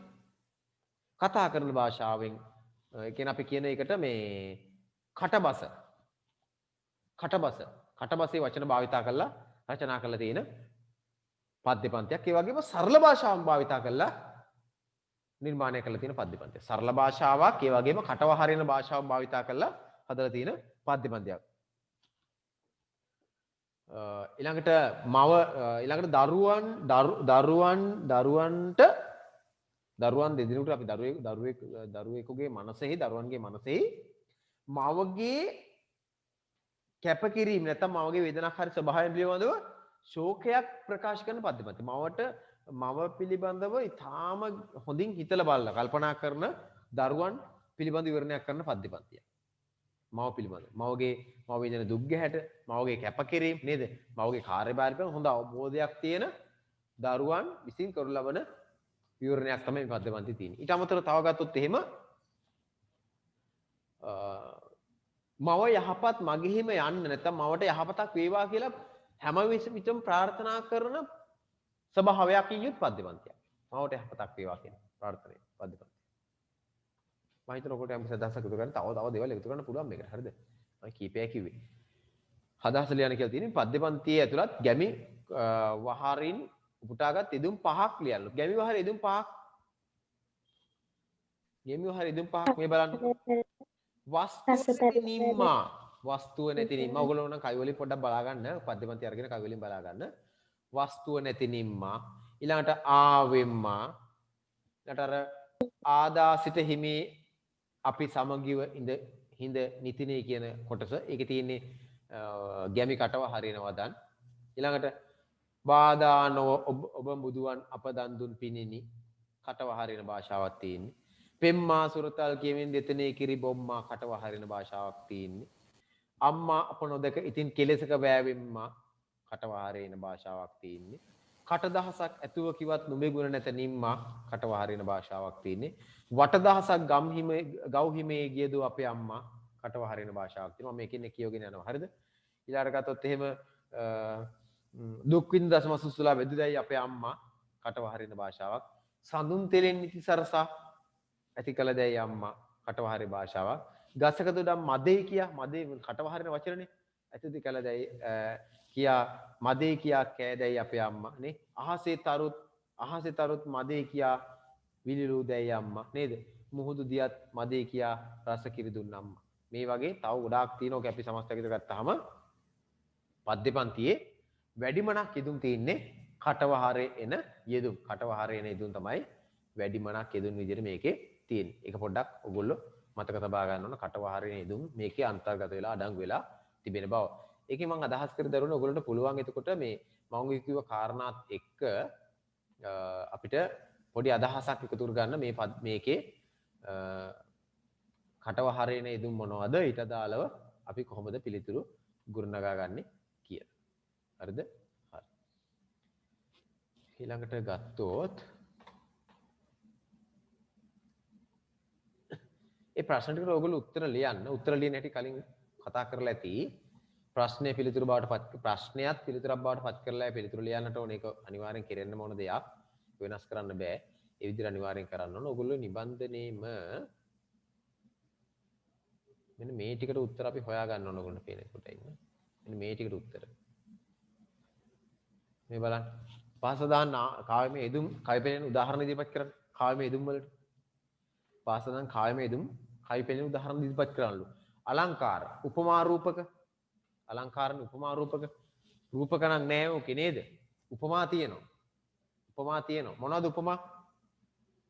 කලින් ලිව්ව දෙක.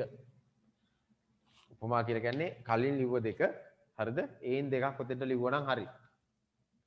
මම ඕකේ දැන්ම ලියන්න එපා මම ලියන්න ඕන වෙලාවට පළවෙනි පේජ් එකේ මම පොඩි අදහසක් දෙන ඕගොල්ලන්ට ඒ අදහස ලියා ගන්න ඕන. ව්‍යංග්‍යාර්ථවත් භාෂාවක තියෙනවා.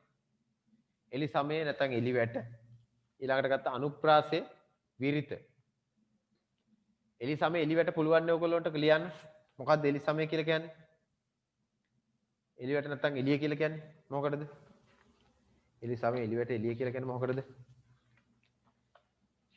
පද්‍ය පාදයක් එකම අකුරකින් හෝ එකම වචනයකින් හෝ අවසන් වෙලා තියෙනකොට අවස්ථා කීපයකදී ඉදලා තියෙනකොට නැත්නම් එක පදයක නැත්නම් කවියක කවි පදයක මුල මැද අග කියන ස්ථාන තුනේම හෝ ස්ථාන දෙකකින් හෝ එක ස්ථානයක හෝ එකම අකුරකින් යුත් එකම අකුරක් හෝ එකම වචනයක් හෝ භාවිතා කරලා පද හතරම රචනා කරලා තියෙනවා අපි ඒකට කියන මොකක් කියලාද එලි සමය කියලා. දැන් මේක එලි සමය කියලා කියනවා. මේකේ ඕන තරම් තියෙන එලි සමය. ඒ නිසා මේ ඕන තරම් මේකේ තියෙනවා ඔයගොල්ලන්ට ඒක ලියන්න පුළුවන් උදාහරණ දක්වලා තියන මම ඔගේ අදහසක් පුළුවන් ඉදින්නම් ලියා ගන්න හරිද ඉස්තැනත් අදහසක් ලියා ගත්තා නම් ඇති දැන්ට මම කියන්නම් කොහොමද ඒක කෙරෙන්නේ කියලා ඔයගොල්ලෝ වෙස්සන්තර ජාතකේ කවුරු හරි කියවගෙන තියනවද මේ වෙනකොට වෙස්සන්තර ජාතකේ කවුරු හරි කියවගෙන තියනවද නැද්ද නෑ ඒ කියන්නේ වෙස්සන්තර ජාතකේ කවුරු පුළුවන් නම් වෙස්සන්තර ජාතකේ කියව ගන්නට එතකොට තමයි මේකේ හොඳ අදහසක් අපිට එකතු කරන්න පුළුවන් වෙන්නේ හරි එලිසමේ පුළුවන් අනුප්‍රාසය පුළුවන්ද අනුප්‍රාසය කියන්නේ මොකද්ද එකම අකුරක් හෝ එකම වචනයක් හෝ එකම ශබ්දයක් මොකද්ද පුන පුනා නැත්තම් නැවත නැවත එදී මගින් නැති කර ගන්නා රසය මේ බලන්න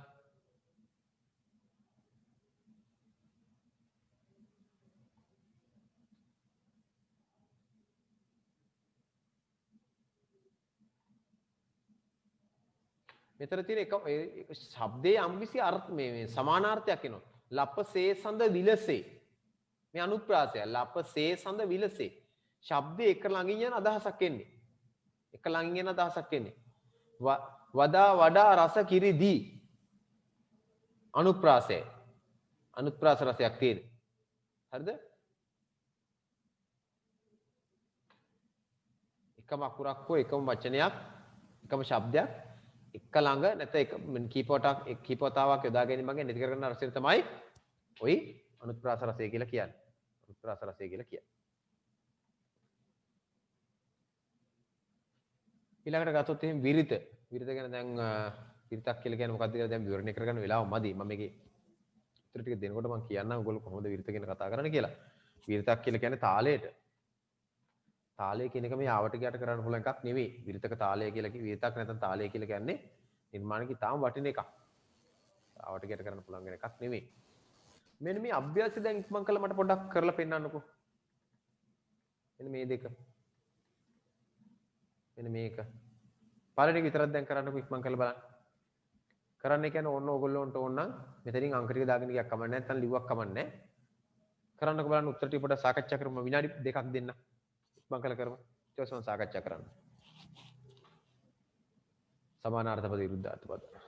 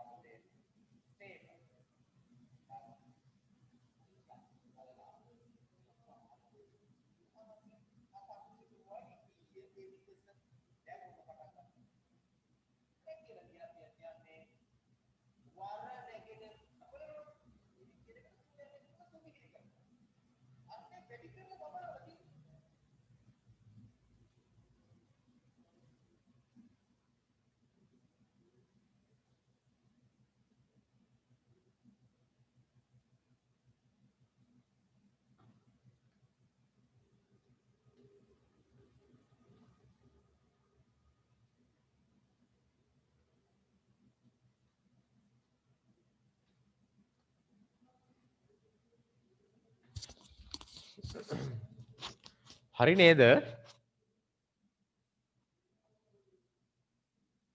හරි සර්. හරි.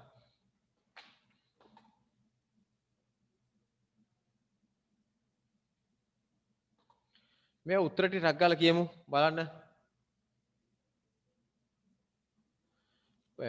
විරුද්ධාර්ථ පද ත්‍රිකෝණයේ තුල ඇති පද අතරින් තෝරන්න කියලා තියෙන්නේ. ආරක්ෂිත මොකද්ද විරුද්ධාර්ථ එක?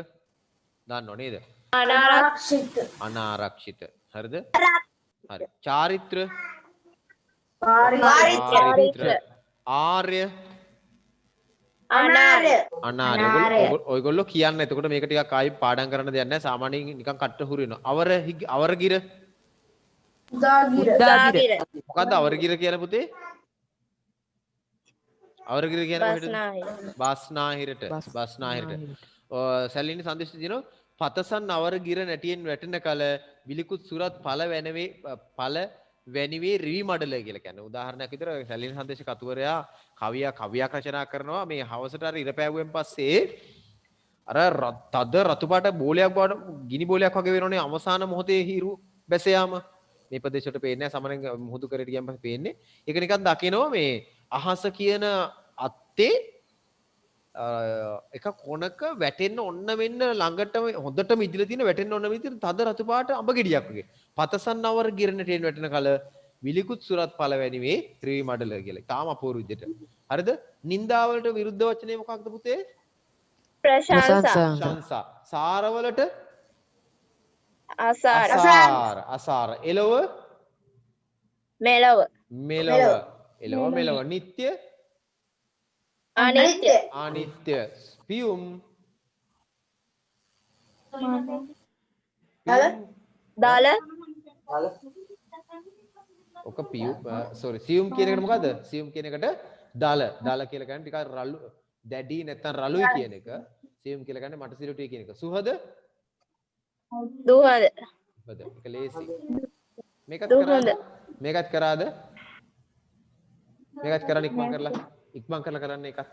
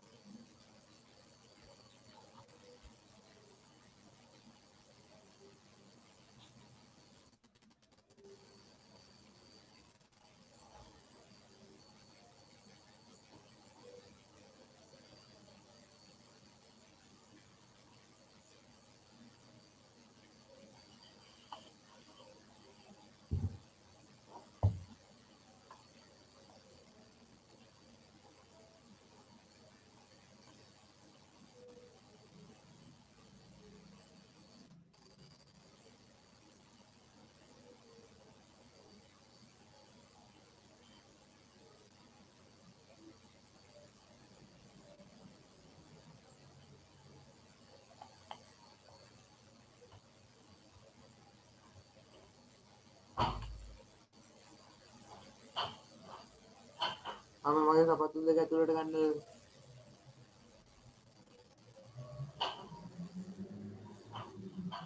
හරි සර්. හරි.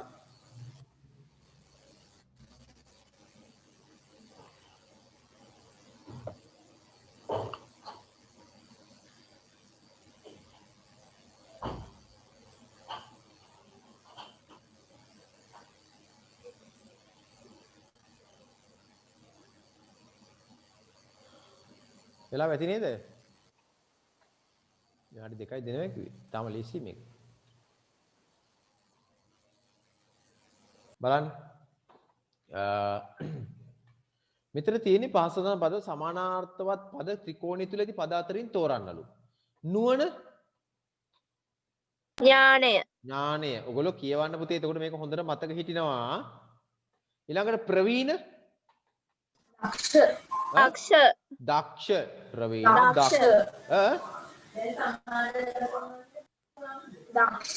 දක්ෂ ඊළඟට උභය උභය කියලා කියන්නේ මොකද්ද? ඔයගොල්ලෝ අහලා තියෙනවද උභය ජීවීන් කියලා? උභය කියන ජීවීන් කියන්නේ කාටද? උභය ජීවීන් කියලා කියන්නේ දිය කොට දෙකෙහිම වාසය කරන. උභය කියලා කියන්නේ මොකටද එහෙනම්? උභය කියලා කියන්නේ දෙක කියන එක නේද? දෙක. උභය පාරිශුද්ධිය කියලා කියන්නේ තේරුණා නේද? ඊළඟට අනල අනල මොකක්ද අනල කියලා කියන්නේ? සමානාර්ථ පදේ. අනල කියලා කියන්නේ මොකද? නෑ. අනල කියන එකට සමානාර්ථ පදේ. ගින්න. හරි බලමු අපි ඒක තියෙන්න අරමු. දැන්ට අරගෙන එක. ඊළඟට ජනනි මාව කියලා මේකේ තියෙනවද? ඔව්. මම කියලා තියෙනවා. හරි. ඊළඟට දසන්. දත් නේද? දසන් කියන්නේ දත් වලට. පහන පාෂාණ. පාෂාණ කො තියෙනවද පාෂාණ කියලා? ඔව් සර්. පාෂාණ තියෙන පාෂාණ කියලා. මිහිපා කාටද මිහිපා? මිහිපා කවුද બોලේ මිහිපා කියලා? මිහිකතද මිහිපා කියලා කියන්නේ? නෑ. මිහිපා කියලා කියන්නේ රජතුමාට රජු මිහිපා. මිහි කියලා කියන්නේ කාටද? මිහි කියන්නේ පොළවට. පා කියලා කියන්නේ පාලනය කරන පොළොව පාලනය කරන කෙනාට තමයි රජතුමා නැත්තම් මිහිපා නැත්තම් රජතුමා කියලා කියන්නේ. හරිද? රජත. රජත කියලා කියන්නේ රිදී කියන එක. රිදී. මුකුලිත පරවුණු.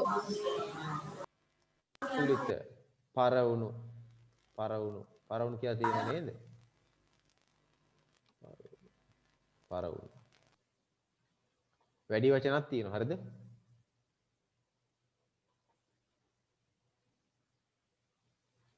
මේකේ මේක අනලයකට මම මොකද්ද කිව්වේ ඉස්සෙල්ලා? ගින්න. නල කියන්නේ ගින්න. අනල කියලා කියන්නේ sorry.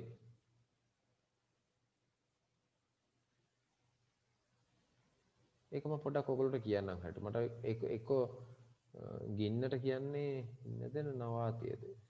නේද වාතියද? ඔය දෙකෙන් කෙනෙක් පොඩක් එහෙම තියෙන්න අන්න ඒක මම ඊළඟ පොඩ්ඩක් මතක් කරන්න ඔයගොල්ලන්ට. මම දැන් පුළුවන් නම් මම කියන්න.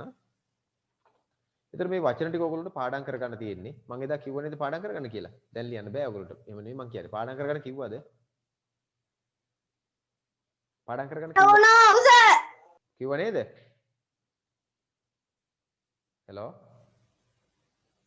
පාඩම් කරගන්න කිව්වද මම ඔයගොල්ලන්ට? කිව්වද? පාඩම් කරගන්න කියලා තියෙන්නේ. ඒතකොට ඔයගොල්ලෝ පාඩම් කරගන්න ඕන මේක. හරිද? පාඩම් කරලා තියාගන්න ඕන මේක. පාඩම් කරලා තියාගන්න. මොකද ඒක අවශ්‍යයි ඔයගොල්ලෝ පාඩම් කරන්න අනිවාර්යයෙන්. පාඩම් ගන්නවා මම ඉතින් මේක දැන් එහෙම මේ කියන්න බෑ මේක. නමුත් මේ ඊළඟට බලන්න මෙන්න මේ වචන ටික සමානාර්ථ පාසන පද වලට සමානාර්ථ පද තුන බැගින් ලියන්න තියෙන්නේ. ඔයගොල්ලොන්ට දීලා තියෙන වචන ටිකට ඔයගොල්ලෝගේ පොතේ තියෙන වචන ටිකක් ප්‍රශ්න ටිකක් තියෙනවා. ඒකට අදාළව මම මේ ගොඩාක් ලියලා තියෙන සිංහයා කියන එක බලන්නකෝ.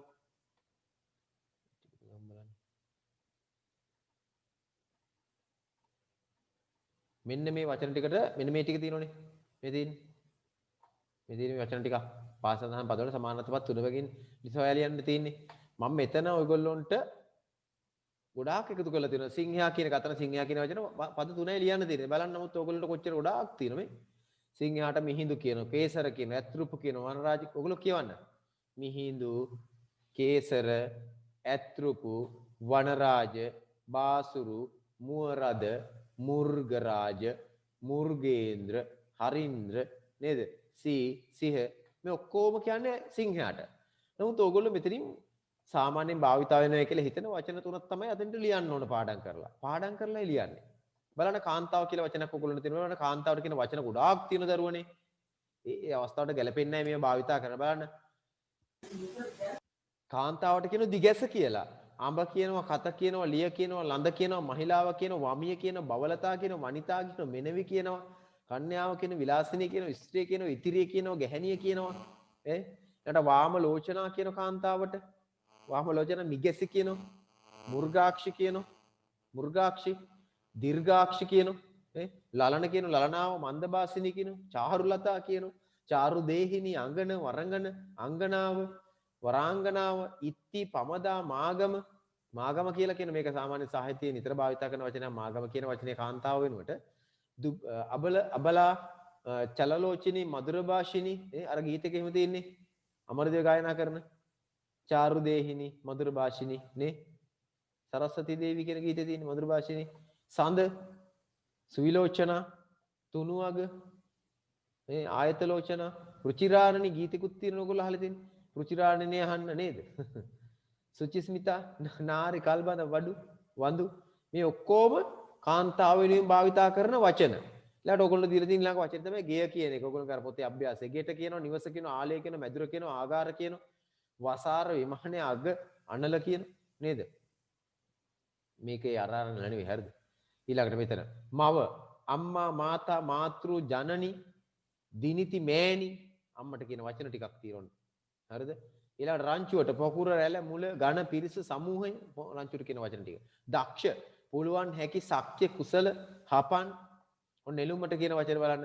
සියපත, සරා, පద్ම, පියුම, කමල, අම්බුජ, සරසිජ, සරෝජ සමානාර්ථ. දුක කියන එකට සමානාර්ථ බලන්න.